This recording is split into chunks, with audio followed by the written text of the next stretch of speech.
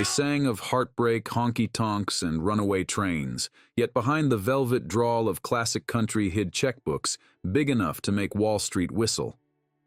Tonight we're cracking open the vault to reveal how 15 legends turned 3 chords and the truth into towering stacks of cash. Some built toy empires, others wrangled television syndication, a few gambled on fried chicken chains or baseball teams, and several left behind estates so tangled that lawyers are still sorting the royalties. Forget the myth of the starving artist. These performers discovered early that the sweetest melody is ownership. We'll trace their daring side hustles, hush-hush real estate grabs, and backstage feuds, then ask the burning question, which voice of the prairie secretly became the shrewdest banker in boots? Keep watching, because the last name on our journey might upend everything you thought you knew about country fortunes. The curtain is rising, the footlights are blazing, and the figures you're about to hear could snap the thickest Nashville guitar string. In other words, we're about to travel from Roy's lunchboxes to Hank's restless ghost, pausing at every dusty roadside attraction where profit met pedal steel and the cash register rang in perfect time with the snare drum. Roy Rogers galloped onto the silver screen with a white hat and a charming wink, but his writing lesson in real wealth came from one small line in an early Republic Pictures contract: merchandising rights. While co-stars were satisfied with salary, Roy kept the lion's share of every lunchbox, comic book, and plastic trigger pistol that carried his name. By the 60s, his branding machine had stamped more than 500 products, turning matinee fame into mailbox money. The real kicker? Every royalty check was funneled into a holding company that also controlled broadcast syndication of The Roy Rogers Show, so his income snowballed even while ratings dipped. When collectors tallied his estate, they estimated north of $80 million, much of it still rolling in from nostalgia channels and vintage toy auctions. Movie exhibitors tried to convince him to lower the cut on branded popcorn tubs.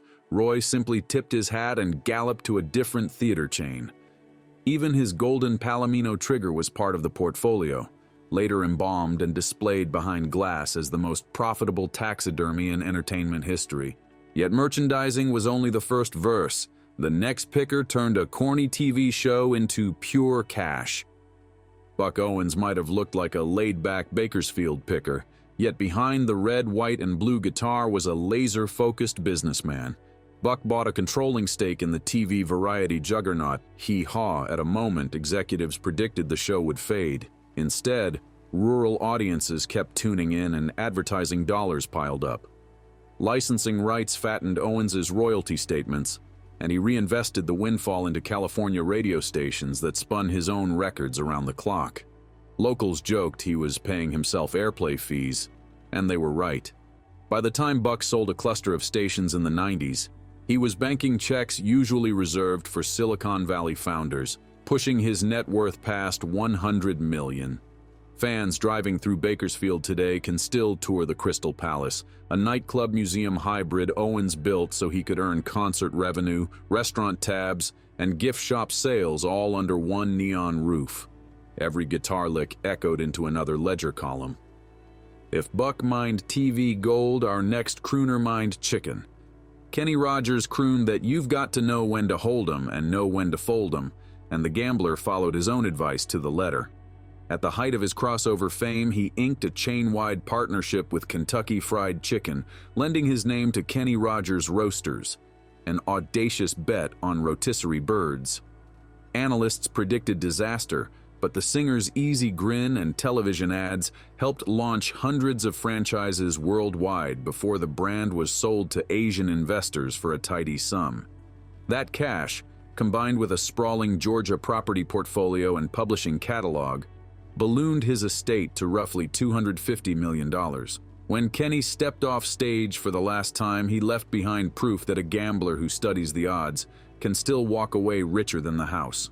At home, he stashed limited edition Leica cameras, then auctioned them for charity write-offs that doubled as publicity. Las Vegas residencies, a memoir, and savvy TikTok licensing of The Gambler kept the coffers humming long after radio stopped. But fortunes wobble when a star erects a glittering theme park in his own image.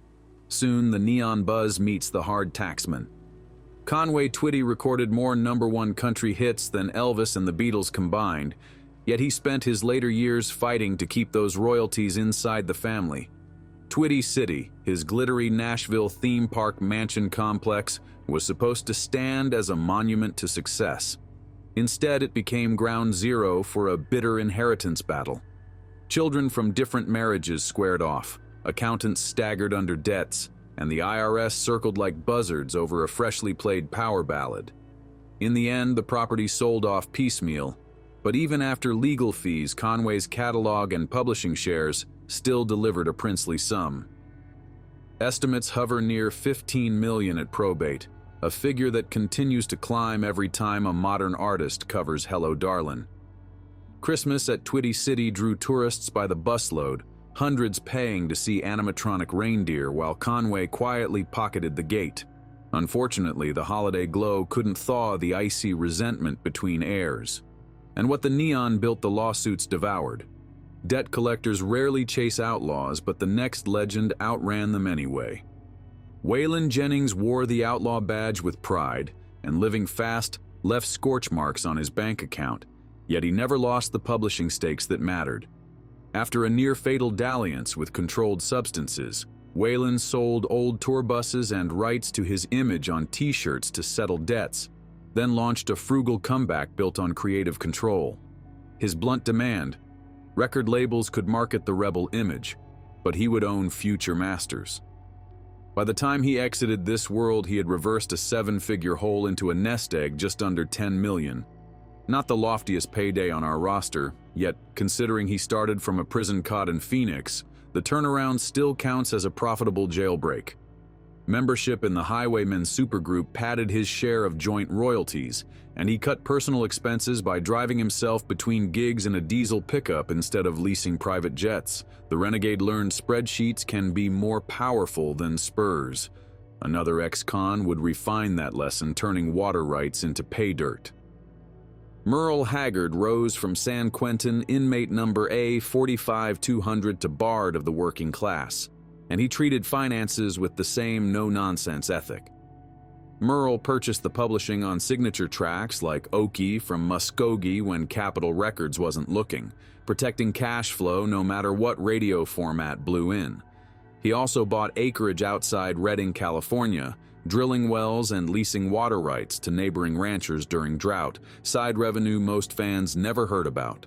When failing lungs finally stilled his voice, accountants counted roughly $5 million in liquid assets, plus a catalog that still funnels royalties to his 6 children.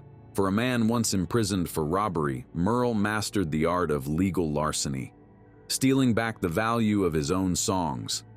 Locals tell a story of Merle walking fence lines with a notepad, calculating grazing ratios like a county assessor. Those numbers later justified leasing land for an underground fiber optic trunk, a modern twist that paid more per month than touring ever did. Of course, missed concerts can drain any ledger unless you're the possum. George No-Show Jones earned his nickname by skipping concerts, but he never skipped a chance to license his haunting drawl. Endorsement deals for trucks, sausage, and a Texas honky-tonk bearing his name kept the revenue flowing long after radio rotation waned. Yet the possum's last years were clouded by arguments over medical bills and tour advances. Estate filings list approximately $15 million, though insiders swear piles of cash vanished into an Alabama storage unit none of the heirs can locate. Whether myth or hidden loot, it adds a fitting twist to the life of a man whose voice could turn sorrow into gold. He once drove a lawnmower 8 miles to a liquor store. The stunt went viral decades before social media, boosting record sales by the truckload. Even his notorious absences became marketing lore that sold t-shirts reading, "No show, more dough." From unreliable to unstoppable, the narrative shifts to a coal miner's daughter with a kingdom of her own. Loretta Lynn famously sang, "I'm proud to be a coal miner's daughter," but she also became queen of a Kentucky empire. Loretta purchased Hurricane Mills Ranch in 1966 for a bargain, then transformed the property into a tourist destination complete with museum, campground, and yearly music festival. Ticket sales, merchandise tents, and cabin rentals delivered revenue streams that dwarfed most of her recording royalties. Analysts peg her wealth around $65 million, and family tradition dictates the ranch will remain intact, ensuring future grandchildren inherit more than just rhyming couplets about butcher boys and Van Leer coal mines. She negotiated a share of concession sales at the ranch festivals, effectively taking a slice of every hot dog bun. A savvy partnership with a streaming platform put her 1976 autobiography on screen, renewing royalties for a brand new audience glued to smartphones instead of AM radios. But not every queen kept her crown polished. One lost much of it before the ink on her hits even dried. Tammy Wynette advised the world to stand by your man, yet the queen of heartbreaking ballads battled heartbreak in her own balance sheets. Painkiller addictions, hurried marriages, and managers with slippery hands drained her accounts. When Tammy passed, the official estate barely scraped $900,000, a shockingly low sum for the woman whose voice defined an era. However, digital streaming resurrected royalty payments and ongoing litigation could push the figure higher. Tammy's legacy reminds every creative that fame fades, but paperwork lives forever. Posthumous box sets and televised biopics have since nudged her catalog toward the multi-million line, but clawing dollars back from unscrupulous ex-managers is slower than any tearjerker ballad she ever sang. Another voice silenced too soon soared back on chart after chart, cashing in on digital nostalgia. Patsy Cline's plane went down in 1963, cutting her life and earnings tragically short, yet death could not ground her charismatic alto. Widow Charlie Dick protected her masters with bulldog tenacity, relicensing hits like crazy to films, commercials, and video games. Over 6 decades, the catalog's slow burn amassed an estate now valued near $10 million. Patsy's posthumous wealth proves that a timeless voice, when stewarded carefully, can outlive its owner by generations and still pick up steam along the way. When streaming algorithms discovered crazy, daily plays spiked worldwide, triggering micro-royalties that accumulate faster than jukebox quarters ever did. Corporate advertisers still fight for a slice of her charisma during Super Bowl commercial season. Barriers would fall next, and cattle futures would rise right alongside them. Charley Pride broke color barriers with a warm baritone and handshake diplomacy, but behind the scenes he negotiated with the precision of a Wall Street shark. RCA offered standard royalty rates. Pride demanded and received a premium cut plus tour control. He then diversified into Texas ranches raising prized Angus cattle. The beef operation often eclipsed concert revenue, pushing his net worth beyond $40 million by the time he left the stage for good. In an industry that once told him to hide his face on promotional posters, Charlie ended up laughing all the way to the bank and the feedlot. Pride even purchased a minority stake in a minor league baseball franchise, using stadium concerts as cross-promotion. Fans bought game tickets, albums, and ribeye sandwiches stamped with his signature brand all in the same evening. Comedy, however, doesn't guarantee cash flow, as one Opry sweetheart discovered. A straw hat with a dangling price tag made Minnie Pearl the darling of the Grand Ole Opry, but her biggest punchline was a venture capitalist move. In 1968, she co-founded Minnie Pearl's Chicken, aiming to compete with Colonel Sanders. The chain ballooned on speculation, reaching a valuation of $60+ million before management scandals sent it crashing. Minnie walked away with a modest stock payout and roughly $2.5 million in personal savings, not bad for a comedian whose trademark line was a cheery "howdy." Years later, she joked that the only thing poultry taught her was how fast money can fly the coop. Still, keynote speeches about the fiasco brought in healthy speaking fees, and royalty checks from her Opry performances kept the lights on in her beloved hometown of Centerville. The episode remains a cautionary tale. Even in country comedy, due diligence matters. From comedy to darkness, we enter the empire of the Man in Black. Johnny Cash stood in black, staring down prisons and presidents alike, but money battles inside the Cash clan were even more intense than his stage glare. Daughters Roseanne and Kathy sued brother John Carter over alleged mismanagement of the House of Cash publishing empire, a library that generates millions every year from film placements and hip-hop samples. Settlements are sealed, but industry accountants estimate residuals north of $20 million annually, solidifying the Man in Black as a financial juggernaut even from the grave. When church bells toll a Cash cover, someone's estate lawyer smiles. Rick Rubin's late-career American recording series revived Cash's catalog, and savvy estate managers capitalized by bundling vinyl reissues with limited edition bourbon, earning more per bottle than some artists make per album. As Cash's shadow grew, another crossover star faced a very public, very confusing probate battle. Glen Campbell's crystal picking shaped the pop country crossover, yet by the end, Alzheimer's disease had blurred both memories and money. A contested will cut 3 of his 8 children out, and probate documents shockingly listed only $400,000 in liquid funds. Experts point to trusts, catalog rights, and a Branson theater sale that likely hide far more. What remains certain is that Rhinestone Cowboy still earns radio spins worldwide, and those performance royalties will ride for decades, eventually pushing his true fortune back toward the $50 million mark commentators once quoted. The post-mortem drama inspired a documentary, and licensing fees from that film alone exceeded the cash listed in the estate inventory. Meanwhile, Gentle on My Mind became a streaming staple for lo-fi study playlists, trickling cents that quietly add up to thousands each quarter. Finally, we return to the lonesome bard whose early departure left country music forever divided between what came before and what came after. Hank Williams Sr. burned twice as bright and half as long, collapsing in the back seat of a powder blue Cadillac before he turned 30. At that moment, his wallet held little more than crumpled bills, but his publishing rights, snapped up dirt cheap by a Cuff Rose, would grow into a gold mine.